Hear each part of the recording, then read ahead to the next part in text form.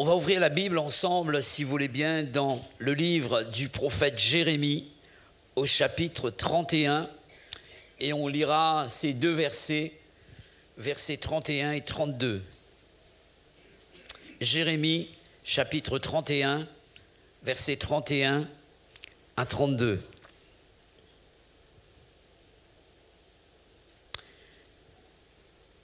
Voici ce que nous lisons comme parole. Voici les jours viennent, dit l'Éternel, où je ferai avec la maison d'Israël et la maison de Juda une alliance nouvelle. Non comme l'alliance que je traitais avec leur père le jour où je les ai saisis par la main pour les faire sortir du pays d'Égypte. Alliance qu'ils ont violée, quoique je fusse leur maître, dit l'Éternel. Amen. J'aimerais vous parler sur l'alliance ce matin. Il n'est pas question de cela, d'accord, mais des choses plus profondes que cela. Ce n'est qu'un bijou, cette alliance-là, mais nous savons que derrière ce bijou, pour ceux qui sont mariés, il y a eu donc quelque chose qui s'est fait, et il est question de cela, la relation d'amour, le contact et l'engagement qui a été pris de l'un vis-à-vis de l'autre. Mais ce matin, j'aimerais vous parler de nous et de notre Seigneur. Alléluia. Le titre de mon message pour l'Église est celui-ci: la nouvelle alliance est la meilleure. La nouvelle alliance est la meilleure.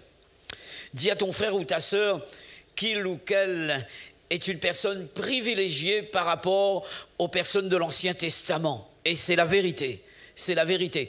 Parfois, on veut se dire, mais si j'avais connu Dieu du temps de Moïse, du temps d'Abraham, du temps d'Isaac, d'Élie, de tous ces hommes de Dieu de l'Ancien Testament, la Bible nous fait comprendre ici que aux yeux de Dieu, nous sommes des personnes privilégiées.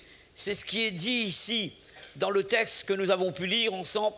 Il est parlé d'une alliance qui est différente de celle qui avait été traitée jusqu'à ce jour. Dieu avait traité des alliances avec nos pères, et dans ce texte, il est question d'une alliance entre Dieu et le peuple, le fait que le peuple est sorti du pays d'Égypte, mais il y a eu d'autres alliances également qui ont été traitées entre Dieu et le peuple, et Dieu nous fait comprendre ici que nous sommes des privilégiés par rapport à ceux de l'Ancien Testament, à ceux de l'Ancienne Alliance.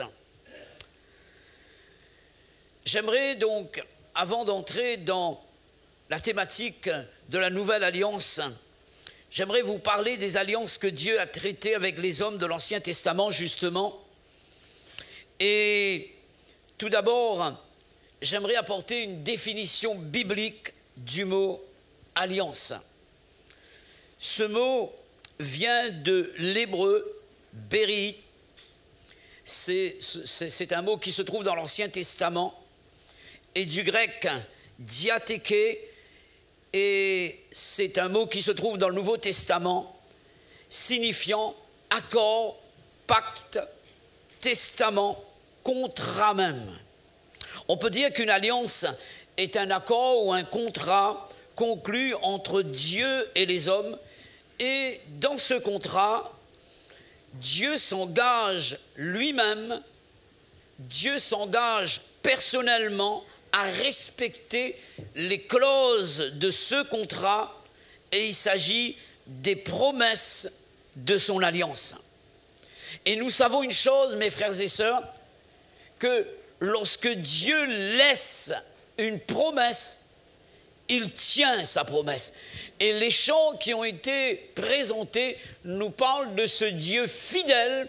Lorsqu'une parole sort de sa bouche, alors Dieu veille sur elle afin de l'accomplir. Dieu s'engage personnellement à respecter les clauses de l'alliance, et on a parlé des promesses de l'alliance. Il existe deux types d'alliances d'après la Bible. l'alliance inconditionnelle et l'alliance conditionnelle. Dans l'alliance inconditionnelle, une seule partie en cause a le devoir de respecter les clauses du contrat, et là il s'agit de Dieu. Il s'agit de Dieu. Tandis que dans l'alliance conditionnelle, les deux parties en cause sont tenues de respecter leur engagement, Dieu, mais aussi l'homme. Et dans la Bible, il est fait mention souvent des alliances traitées entre Dieu et les hommes, et la majeure partie des alliances, ce sont des alliances conditionnelles, dans laquelle Dieu s'engage, mais il attend également notre engagement et il attend également le respect de notre parole, de notre engagement. Cet après-midi, il y a des personnes qui vont s'engager par les eaux du baptême et je peux parler d'une alliance qu'elles vont traiter avec Dieu. Et il est question pour la personne qui s'engage par les eaux du baptême de respecter cette alliance. Et souvent, il y a une crainte dans le cœur des personnes lorsqu'il est question d'alliance conditionnelle, c'est de savoir si on a la possibilité, les capacités de respecter notre serment envers Dieu. Et ça a été mon souci lorsque j'ai donné mon cœur au Seigneur, me sachant infidèle dans mes engagements. Je dis, Seigneur, je n'aurai pas la force, je n'aurai pas les capacités. Peut-être que quelqu'un est en train de penser de cette manière en disant, c'est vrai, j'aimerais traiter alliance avec Dieu dans tel ou tel domaine, mais maintenant mon souci, est-ce que j'ai la force, j'ai les capacités de respecter ce qui sort de ma bouche? Si nous sommes sincères devant Dieu et que nous réclamons de Dieu la force dont nous avons besoin, la sagesse dont nous avons besoin, la puissance dont nous avons besoin, Dieu nous aide, mes frères et sœurs. Dieu nous aide et il nous accompagne dans notre marche avec lui. S'il arrive que l'homme ne respecte pas les clauses de l'alliance qui le concernent, la promesse de bénédiction de Dieu lui est refusée. Et Dieu en a le droit. Dieu en a le droit. J'aimerais citer quelques exemples d'alliances inconditionnelles et d'alliances conditionnelles. Dieu a traité une alliance avec l'homme de ne pas détruire la terre par l'eau comme du temps de Noé. Cette promesse ne dépend pas de nous. Nous n'avons rien à faire. Il n'y a aucune condition exigée de Dieu pour que Dieu tienne sa promesse. Et cette promesse sera tenue par Dieu et tenue par Dieu parce que ça n'engage que Dieu lui-même. Et vous savez comment la terre sera détruite? Non pas par l'eau, mais par le feu. C'est ce que la Bible dit. Et Dieu va respecter son engagement. Et quoi que nous fassions, les choses vont se dérouler comme cela, parce que Dieu l'a dit. Et il s'est engagé. Dieu nous a promis d'envoyer son Fils, Jésus, sur la terre. Et il a tenu sa promesse. Qu'est-ce que tu as fait, frère, pour que Jésus vienne? Tu as fait quelque chose là-dedans? Est-ce qu'il y a eu une demande de la part de Dieu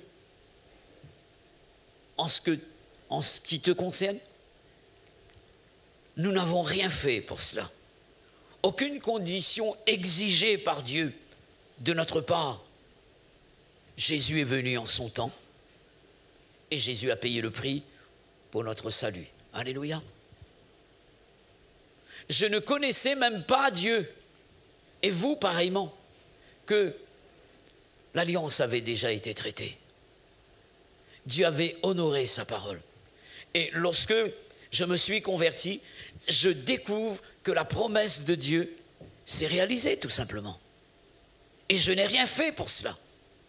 Je n'ai rien fait pour cela. Et ce sera la même chose pour son retour. Que tu veuilles ou non, Jésus va revenir. Et quelqu'un doit le savoir ce matin. Et la Bible dit qu'il reviendra de la même manière que nous l'avons vu s'en aller au ciel. Et comment Jésus est parti au ciel? La Bible dit qu'une nuée va dérober Jésus aux yeux de ses disciples. Et de la même manière que les disciples l'ont vu s'en aller au ciel, Jésus va revenir sur les nuées du ciel. Et c'est ce qui va arriver bientôt. Alors je te pose la question, est-ce que tu as déjà donné ton cœur à Jésus? Est-ce que tu es prêt? Est-ce que ton cœur est droit devant Dieu? Est-ce que les problèmes qui te concernent entre Dieu et toi, problèmes de péché, de relation avec Dieu, est-ce que ces problèmes-là ont été réglés?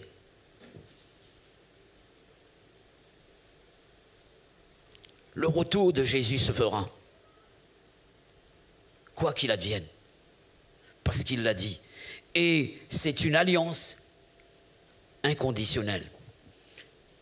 J'aimerais vous citer quelques exemples d'alliances conditionnelles. Celui qui croira et qui sera baptisé sera sauvé. Promesse de l'alliance ici, être sauvé. Jésus désire que tous les hommes soient sauvés et parviennent à la connaissance de la vérité. Mais les conditions de la promesse, pour que cette promesse se réalise, nous avons quelque chose à faire. Il est question d'une alliance conditionnelle. Il s'agit pour nous de croire et de nous faire baptiser. Alléluia. Si ces conditions ne sont pas remplies, même si Jésus veut nous sauver, nous ne serons pas sauvés. Car celui qui ne croira pas sera condamné. Condition non respectée par l'homme, c'est-à-dire la personne qui ne croit pas, le résultat, non-respect par Dieu de sa bénédiction. L'homme est condamné. Mais la parole de Dieu est respectée, puisqu'il a dit, parce que Dieu ne peut pas nous mentir. La promesse de bénédiction, nous n'avons pas. Mais la parole de Dieu est respectée. Dieu dira que celui qui ne croira pas sera condamné. Et la parole de Dieu a été respectée. Dieu ne peut pas nous mentir. Et il y a ce qu'on appelle le revers de la médaille. Ce que nous allons faire de Dieu, ce que nous allons faire de sa parole. Quelle est notre réaction, notre attitude vis-à-vis de Dieu et de sa parole? Sans la sanctification, nul ne verra le Seigneur. Cela veut dire que si je remplis cette condition, je vis dans la sainteté, je vis une vie pure, séparée du péché, alors je vois Dieu, je le vois en moi, je le vois à travers moi déjà sur cette terre et je le verrai là-haut. Alléluia. Et Jésus dira la même chose. Heureux ceux qui ont le cœur pur, car ils verront Dieu. Si mon cœur est pur, et c'est la condition indispensable pour voir Dieu, alors je verrai Dieu. Je remplis la condition. Alléluia.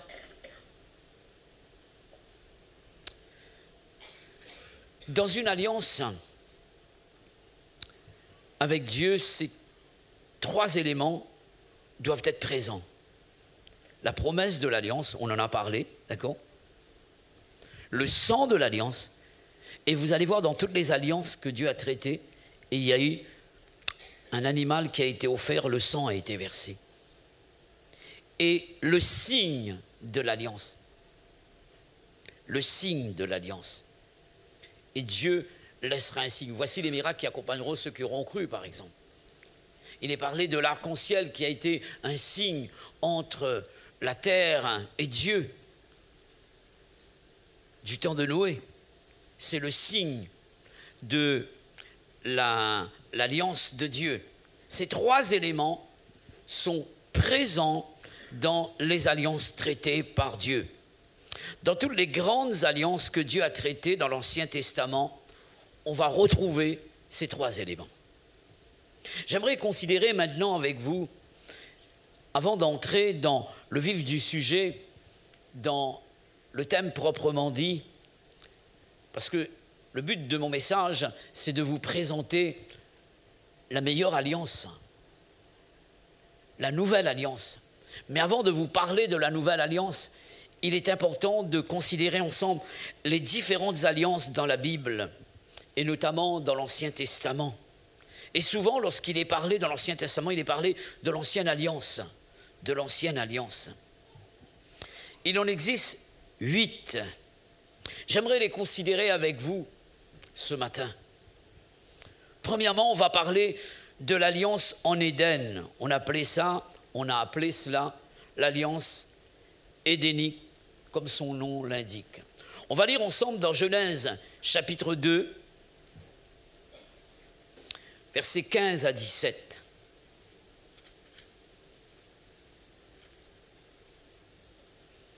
Vous avez trouvé? L'Éternel Dieu prit l'homme et le plaça dans le jardin d'Éden pour le cultiver et pour le garder. L'Éternel Dieu donna cet ordre à l'homme: tu pourras manger de tous les arbres du jardin, mais tu ne mangeras pas de l'arbre de la connaissance du bien et du mal. Car le jour où tu en mangeras, tu mourras. Et dans d'autres versions, il est dit certainement. Tu mourras certainement. Et j'aimerais vous apporter cette information supplémentaire, c'est que dans toutes ces alliances, on a parlé de 8 alliances, chaque alliance a un lien direct avec le Christ. Parce qu'on va parler dans la nouvelle alliance de Jésus, justement. Et toutes ces alliances qui ont été traitées par Dieu avec l'homme dans l'Ancien Testament ont un rapport avec la nouvelle alliance. Il est question de Jésus, d'accord? Et ici, dans l'alliance édénique, la Bible parle ici du premier Adam, d'accord? Du premier Adam. Et Dieu avait donné un ordre, c'était son contrat, son alliance.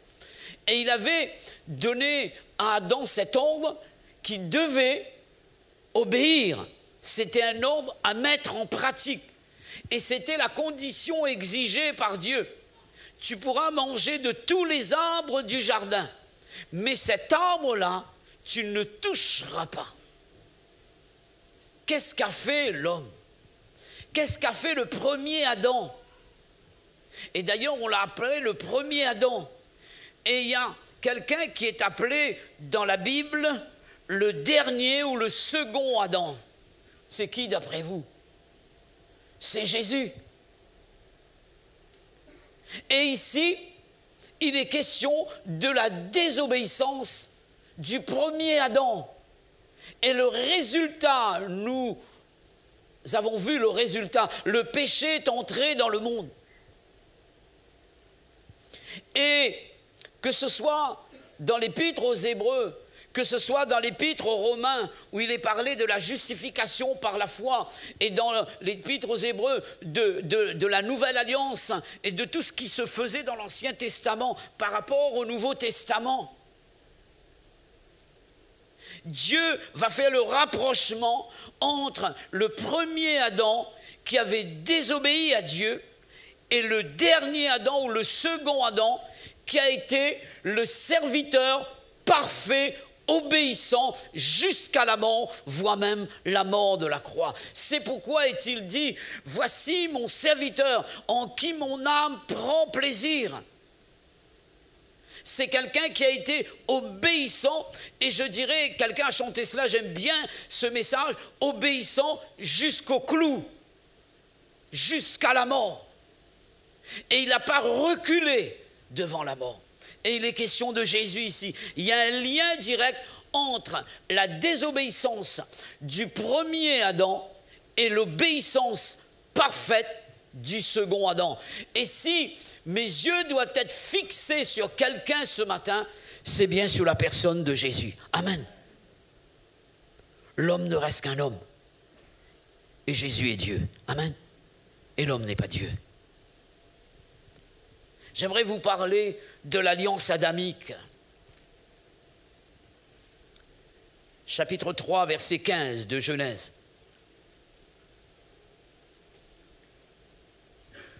Je mettrai une inimitié entre toi et la femme, en ta postérité et sa postérité, celle-ci t'écrasera la tête et tu lui blesseras le talon. Amen. Là encore, dans cette alliance, là il y a une prophétie ici, c'est une alliance prophétique là, en ce qui concerne l'œuvre de Jésus à la croix. Alléluia. Et Dieu prévoit déjà dans son livre du commencement, le livre de la Genèse, il prévoit déjà une délivrance pour l'humanité tout entière. Il est question de Jésus qui doit mourir à la croix. Et voici ce que la Bible dit. Nous avons pu lire ensemble dans le verset 15 de Genèse 3. Je reprends. Je mettrai une inimitié entre toi et la femme, entre ta postérité et sa postérité. Logiquement, Dieu aurait dû parler de la postérité de l'homme. Et dans l'Ancien Testament, lorsqu'on parlait d'une postérité, on parlait de la postérité d'Abraham, par exemple, la postérité d'Isaac, la postérité de Jacob. Et il est dit, Abraham engendra, donc on voit toute la descendance de l'homme et non pas de la femme. Et dans l'Ancien Testament, lorsque vous lisez toutes les généalogies, vous voyez que les choses sont faites de cette manière. Et ici, Dieu ne parle pas de la postérité de l'homme, mais de la postérité de la femme. Cela veut dire que la personne qui doit écraser la tête du diable ici, c'est quelqu'un qui n'est pas le produit d'une relation entre un homme et une femme. Et là, il est question de Jésus, qui est conçu par l'Esprit de Dieu. Et c'est lui qui doit affronter l'ennemi, le diable à la croix. Il est dit, celle-ci t'écrasera la tête et tu lui blesseras le talon. Alléluia. Et ici, donc, il est question de l'œuvre que Jésus devait accomplir à la croix. Une prophétie sur la croix. L'alliance adamique. J'aimerais vous parler de l'alliance noachique. Certains parlent de noétique également. D'accord ? On a parlé de cette alliance entre Dieu et Noé comme étant une alliance entre Dieu et la nature. Souvent, on a parlé de l'alliance avec la nature. On va lire toujours dans Genèse, chapitre 9, verset 16. Je fais un peu de théologie ce matin.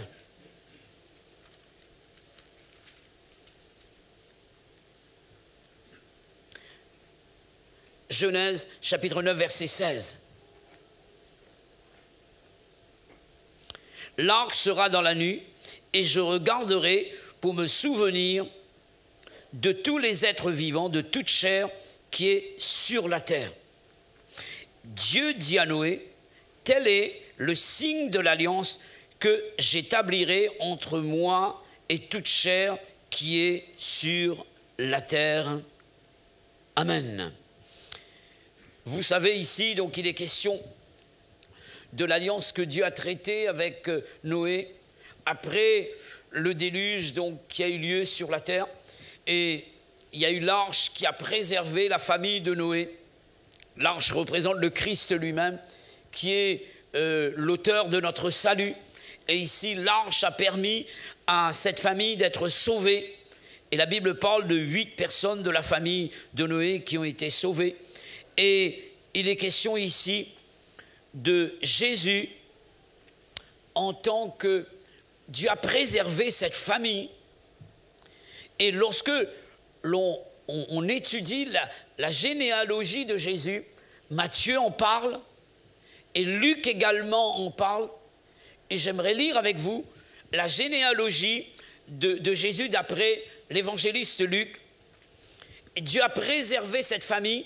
Il a dressé une alliance entre la terre et les hommes. Et il va faire allusion au déluge pour dire qu'il ne va plus détruire la terre par le déluge. Et il a sauvé Noé par rapport à l'arche. Et dans cette famille de Noé, il y avait son fils qui s'appelait Sem. Et on va lire ensemble la généalogie de Jésus dans Luc chapitre 3 verset 36 s'il vous plaît. Il y a un lien avec le Christ. Heureusement que, à un moment donné, Dieu va voir que la méchanceté de l'homme sur la terre s'est accrue et il va décider de détruire la terre. Mais la Bible dit que Noé trouva grâce aux yeux de Dieu. Heureusement, parce que c'est d'un des fils de Noé que Jésus devait naître. On va lire ensemble dans Luc chapitre 3 verset 36 s'il vous plaît. Vous avez trouvé ?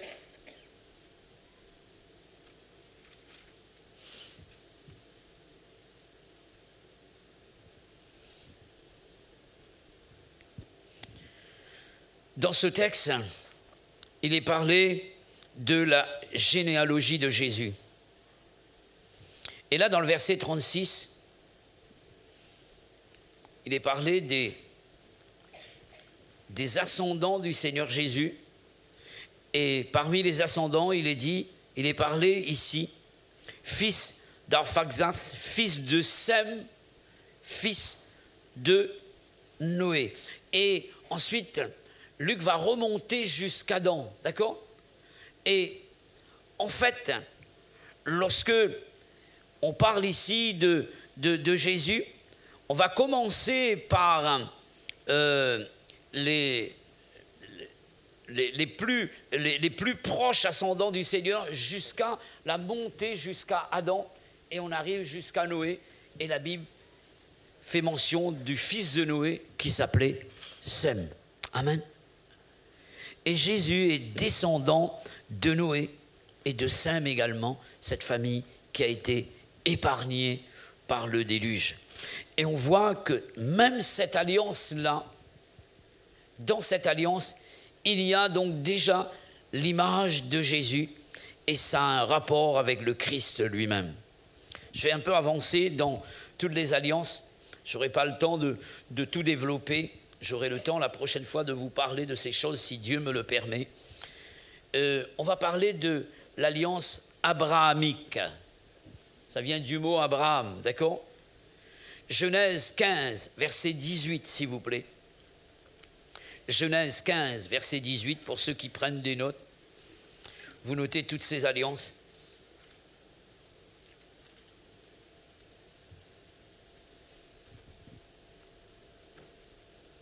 En ce jour-là, l'Éternel fit alliance avec Abraham et dit : Je donne ce pays à ta postérité, depuis le fleuve d'Égypte jusqu'au grand fleuve, au fleuve d'Euphrate. On va lire également donc dans Genèse chapitre 2, versets 1 à 3.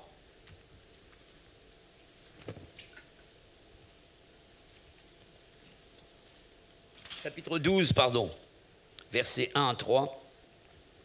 L'Éternel dit à Abraham : Va-t'en de ton pays, de ta patrie, de la maison de ton père, dans le pays que je te montrerai. Je ferai de toi une grande nation, je te bénirai, je rendrai ton nom grand et tu seras une source de bénédiction. Je bénirai ceux qui te béniront et je maudirai ceux qui te maudiront. Et toutes les familles de la terre seront bénies en toi. Amen. Il est question de l'alliance que Dieu va traiter avec Abraham. Cette alliance a donné naissance au peuple de Dieu qui n'existait pas encore, le peuple d'Israël. Le peuple d'Israël est né à partir de cette famille d'Abraham. Dieu a choisi cet homme pour pouvoir ensuite établir, pour pouvoir élever un peuple à partir de cette famille.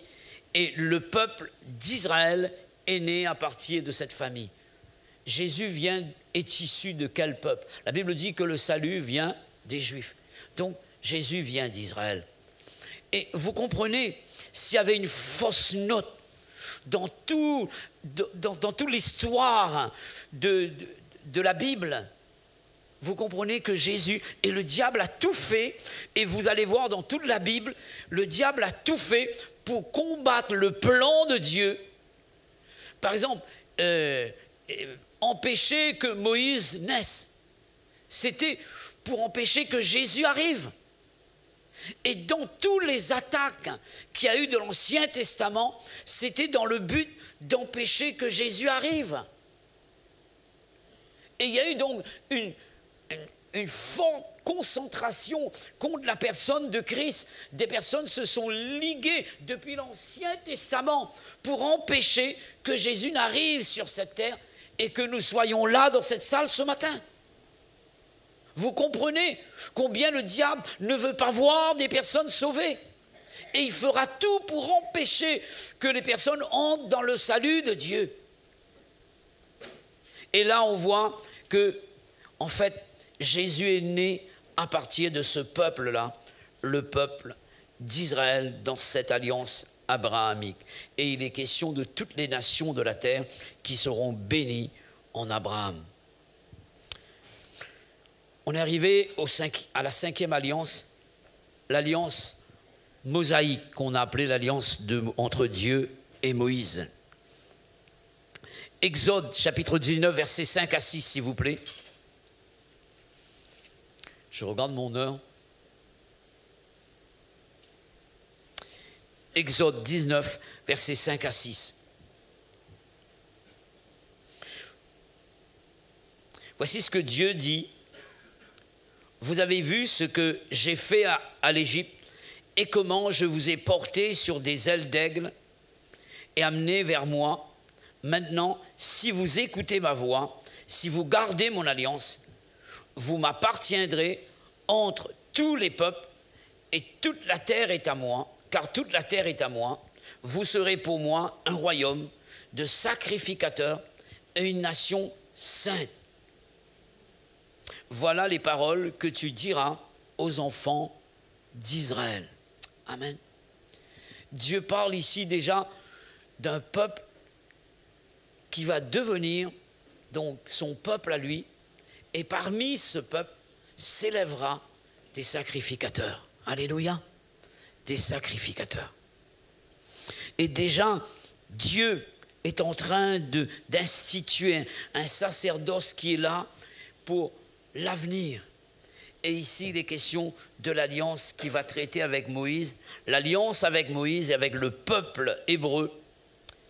Ensuite, cette alliance donna naissance, on avait dit tout à l'heure, à Israël, mais là, il est question de cette alliance entre Moïse et le peuple de Dieu. Et vous savez que le tabernacle va être ensuite présenté et il y aura des sacrificateurs qui vont être établis, le souverain sacrificateur. Je reviendrai là-dessus la prochaine fois puisque mon message ne sera pas terminé ce matin. J'aimerais donc vous l'apporter en 2 parties, peut-être en 3 parties même, je ne sais pas encore comment les choses vont s'orienter, mais en tout cas, pour arriver jusqu'à la nouvelle alliance. Et dans Exode, il y a tout ce qu'on appelle le sacerdoce lévitique, et Dieu est en train de préparer toutes ces choses-là par l'intermédiaire de Moïse dans cette alliance-là. D'accord ? 6e alliance, qu'on va appeler l'alliance israélienne. Deutéronome, chapitre 30, verset 5.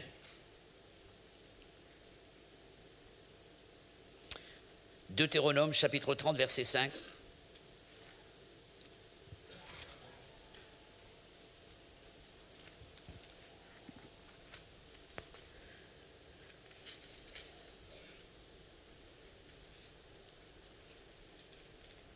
Vous avez trouvé ? Voici ce que la Bible dit ici.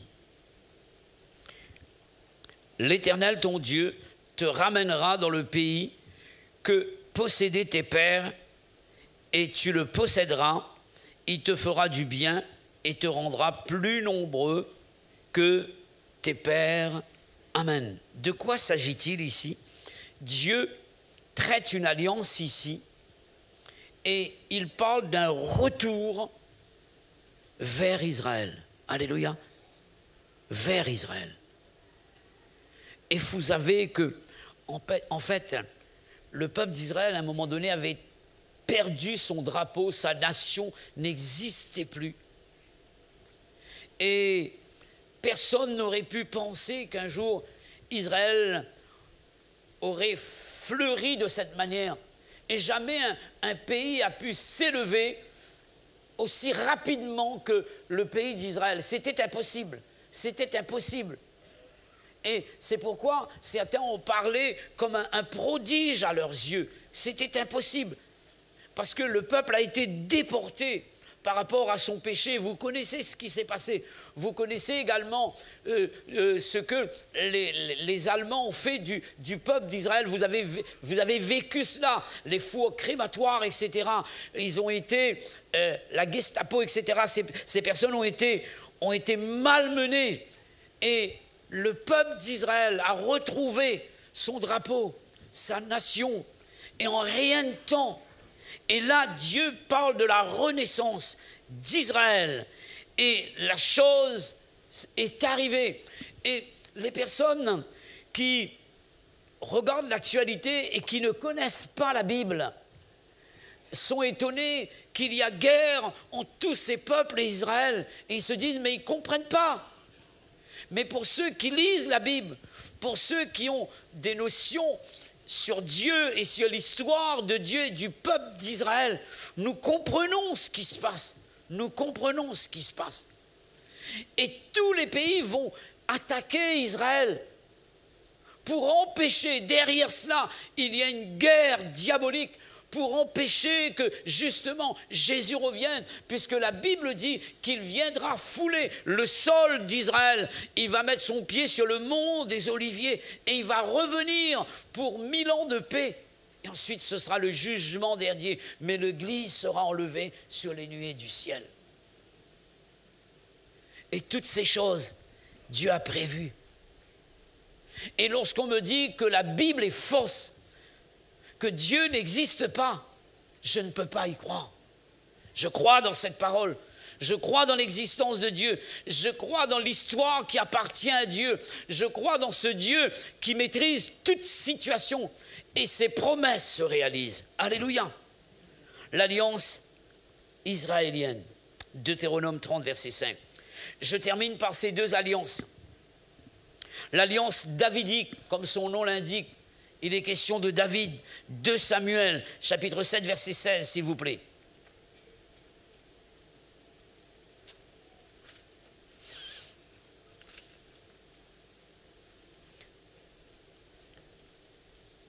On est dans l'introduction de mon sujet, d'accord? Ok? 2 Samuel, chapitre 7, verset 16.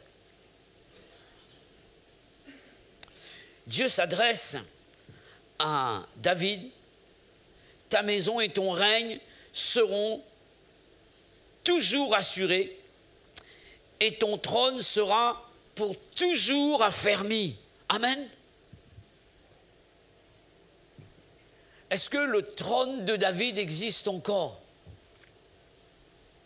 Qu'en pensez-vous? Je parle de David proprement dit, du roi David, après Saül. Est-ce que Dieu aurait menti ici lorsqu'il s'adresse à David et dit ton règne, ta maison et ton règne seront toujours assurés, ton trône sera pour toujours affermi. L'aveugle Bartimée dira ceci, fils de David, aie pitié de moi. Dieu avait prévu un roi de la lignée de David, de la tribu de Juda. Et j'aurai l'occasion de vous parler de Melchizedek, qui ne descend pas de la tribu de Lévite, mais de la tribu de Juda. On aura l'occasion d'en reparler. Et là, il est question de Jésus qui descend de la tribu de Juda. Là où Dieu n'avait pas parlé de sacerdoce spécial.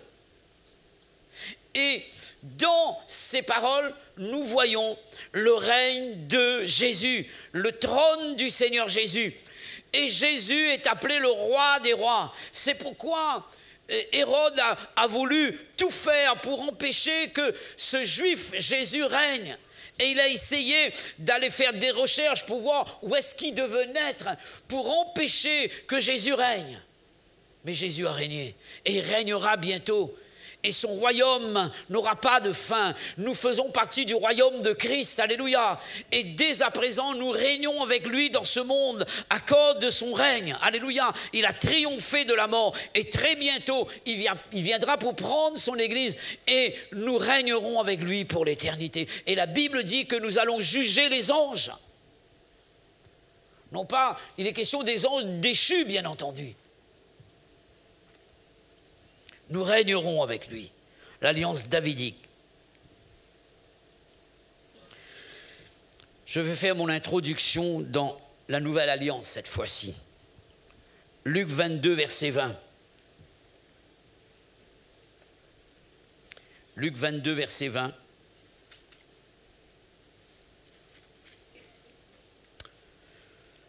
Voici ce que nous avons comme information ici.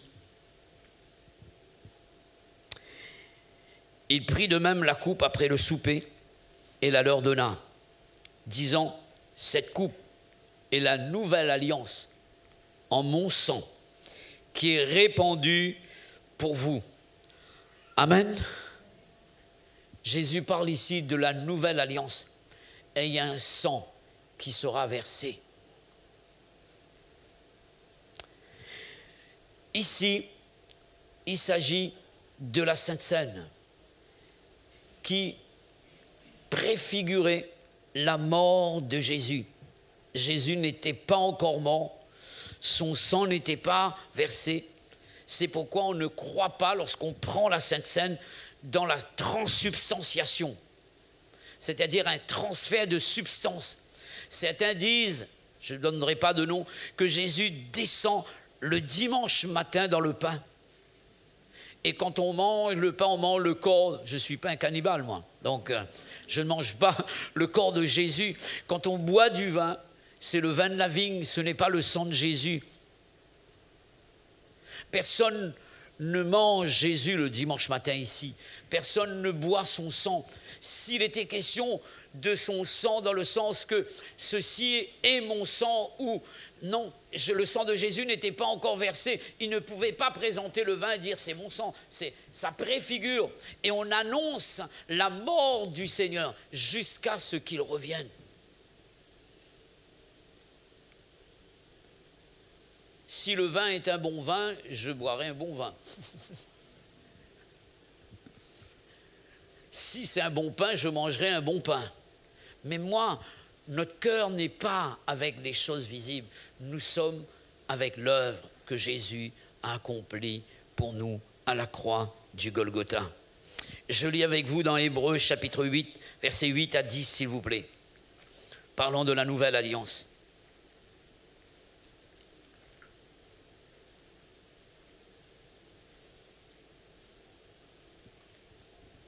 Hébreux 8, versets 8 à 10. Car c'est avec l'expression d'un blâme que le Seigneur dit à Israël, « Voici les jours viennent, dit le Seigneur. » Et c'est exactement ce que j'ai lu tout à l'heure, dans Jérémie chapitre 31, versets 31 et 32. « Voici les jours viennent, dit le Seigneur, où je ferai avec la maison d'Israël et la maison de Juda une alliance nouvelle, non comme l'alliance que je traitais avec leur père le jour où je les saisis par la main pour les faire sortir du pays d'Égypte, car ils n'ont pas persévéré dans mon alliance, et moi aussi je ne suis pas soucié d'eux, dit le Seigneur. Voici l'alliance que je ferai avec vous, maison d'Israël, ces jours-là, dit le Seigneur, je mettrai mes lois dans leur esprit et je les écrirai dans leur cœur, et je serai leur Dieu, ils seront mon peuple. Amen, amen. Là, il est question de la nouvelle alliance. L'alliance dont il est question ici, la nouvelle alliance, il s'agit de cette alliance dont la Bible parle. Et dans Hébreux, il est parlé de cette alliance comme d'une alliance qui est meilleure et supérieure à toutes les alliances. Cette alliance, c'est celle que Dieu a traitée avec toute l'humanité en la personne de Jésus. Et l'auteur de l'épître aux Hébreux, exactement comme Jérémie, nous parle de cette alliance nouvelle comme d'une alliance plus excellente. Hébreux chapitre 8, versets 6 à 7, elle est plus excellente car elle est supérieure. Et dans d'autres versions, il est parlé d'une alliance qui est plus puissante. Plus puissante. Pourquoi cette alliance est-elle plus puissante et supérieure à l'ancienne alliance? Parce que tout simplement, c'est l'exacte représentation des choses, tandis que l'alliance de l'Ancien Testament et les différentes alliances ne sont que l'ombre des biens à venir. C'est ce que dira Hébreux dans le chapitre 10, verset 1. Et pourquoi je vous ai parlé de ces alliances dans l'Ancien Testament? Pour vous montrer que c'était l'ombre des choses à venir, de la nouvelle alliance.